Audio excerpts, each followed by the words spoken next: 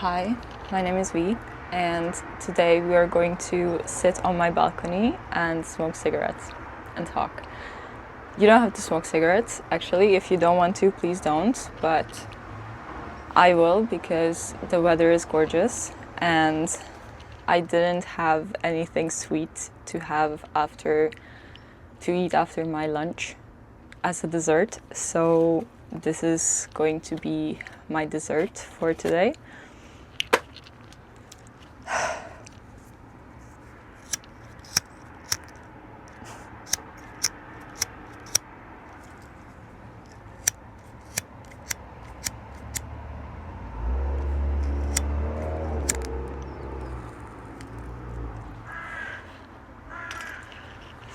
I just wanted to get that out of the way. I feel like this kind of leads into the topic I've been reflecting on lately, which is identity. Because I've been thinking about this. There's a guy I watch often who makes videos almost all the time, sitting and smoking cigarettes on his patio. And I thought, that's so vibey. But I didn't want to be someone or I wasn't sure if I feel comfortable smoking on camera and uploading it on the internet, because I didn't want to have that image of myself created consciously, that I do this by choice.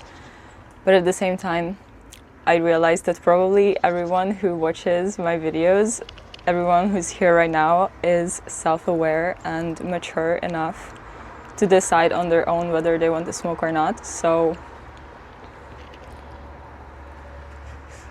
not my responsibility. But back to identity. I don't consider myself a smoker, and I also don't consider myself a non-smoker. You can call it a party smoker or a social smoker or an occasional smoker. I don't know. I think I'm not very prone to addiction, and also it's so cold, you can just see like my breath anyways. You can't even tell if it's smoke or not.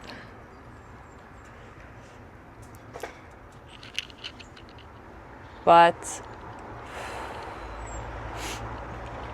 lately I've been reflecting a lot on my past, and I've been thinking about, not even necessarily reflecting, I've also been just having birds are having a fight.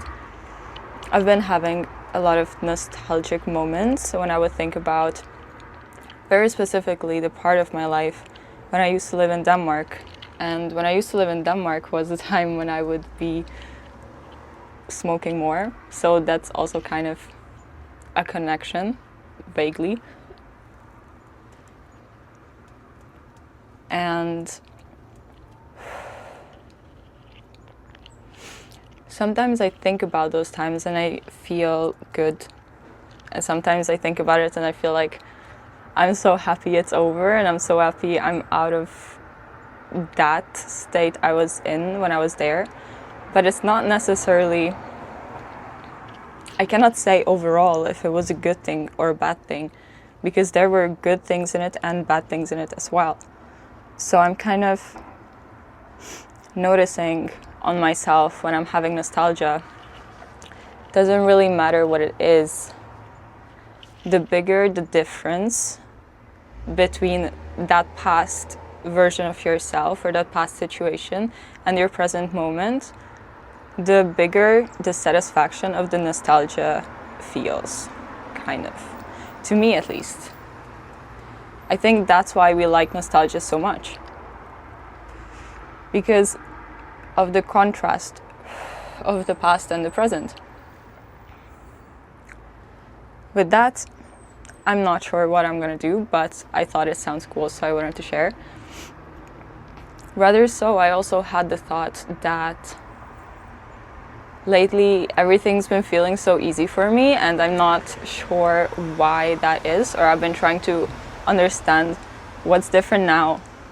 How is now different than it was in the past when I felt like everything is so hard, and even the things I've been wanting to do, like I always loved painting, and back in Denmark I used to paint as well. But I would not do it as often as I wanted to. Even though I had the time, I would not necessarily use it for the things I thought I wanted to do, or I said I wanted to do. And these days I've been just doing things. Like they just happen. I'm just flowing through. The actions are just flowing through me, and I'm not having to force it. I don't have to plan, like, now I'm going to sit down and paint. I just sit down and paint because I feel like it in the moment, and it just comes, and I'm just doing it, and I'm allowing it. So that about identity, in my opinion, is how you think about yourself, and in correlation to with how you think about yourself and how you think about the action. Because let's say you like to paint as well, and you want to paint because you enjoy doing it, and you think about yourself as a painter. You say that I am a painter because I paint. But then you're kind of locking yourself into this idea, into this cage of I am a painter. And then when you tell that to yourself and your brain is locking in, then the only thing you can do as a painter is to paint. So that kind of becomes impossible, or not impossible, but very hard for your brain to lock out or to get out of the I am a painter identity once you put down the paintbrush. Because you have to, like, you can't paint 24/7 every single day. You have other things to do as well, not necessarily because you need to. I'm a bit freezing. Not necessarily because you need to. Maybe you don't have a job that you have to show up every day, and your job is painting, and then you are lucky enough to do it more than other people. But you do have to sleep, and you do have to eat, and you have to cook the food for yourself, which takes a lot of time.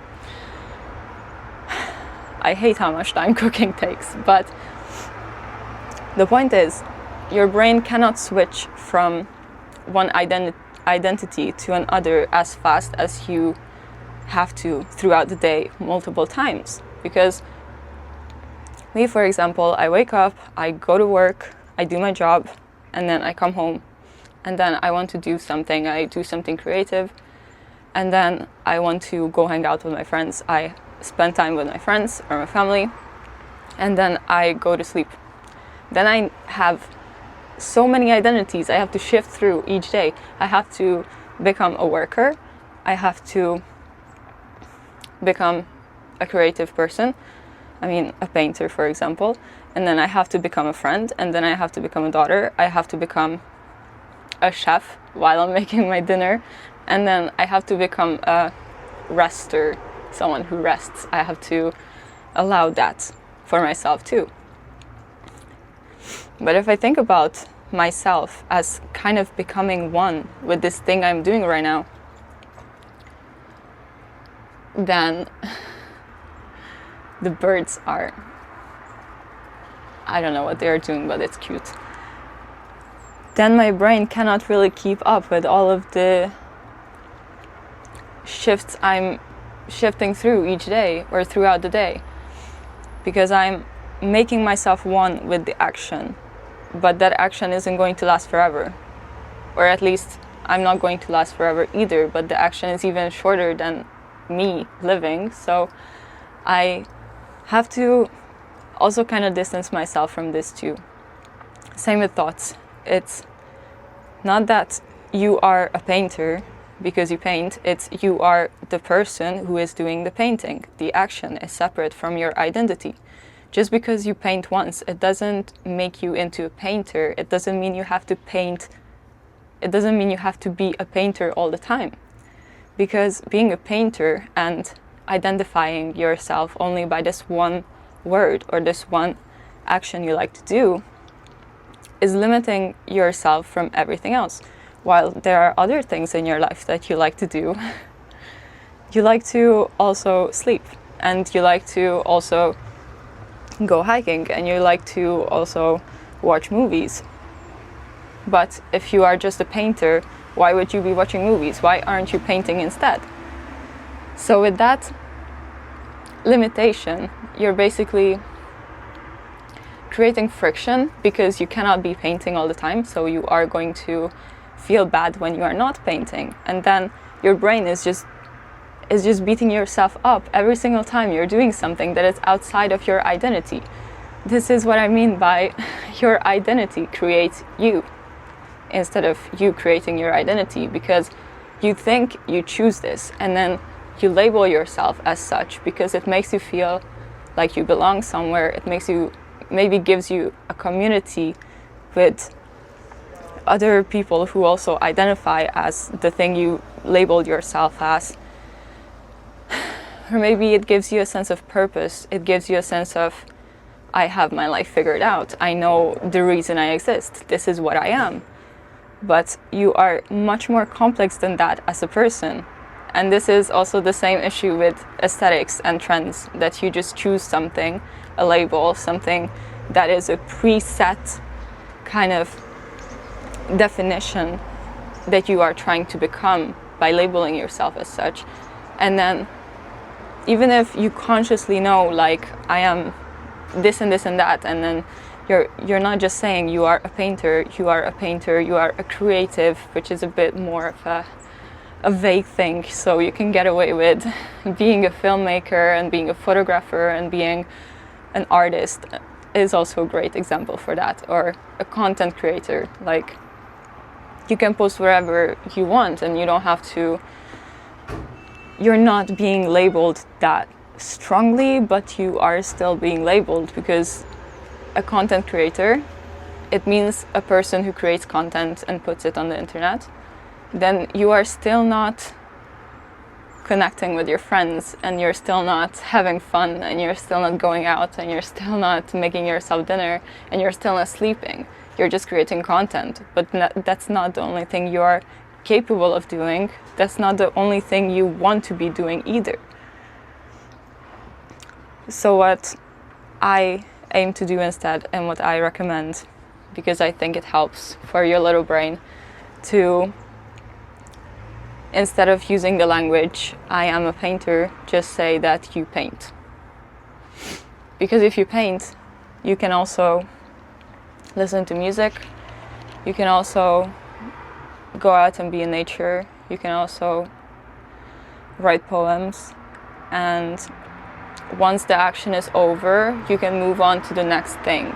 And your brain is not going to limit you to always having to do that thing.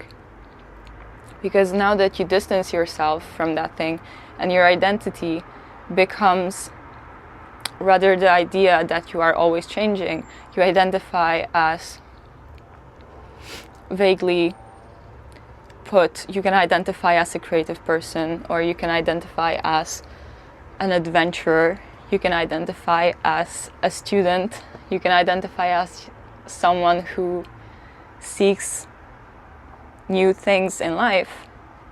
That rather creates the idea in your brain that you can do anything, basically. Because if you are a creative person, that means, it doesn't mean you have to create all the time just because you're creative. It means you always have the potential in you to have ideas and to bring the creativity out when you feel like it. When you decide you want to create, you have this thing already running in the background, and you just take it out whenever you decide. But your brain is not pushing the agenda that you have to stick to your identity, because you're not setting it in stone. You're not creating your own cage by doing so. I actually think I said everything I wanted pretty smoothly this time.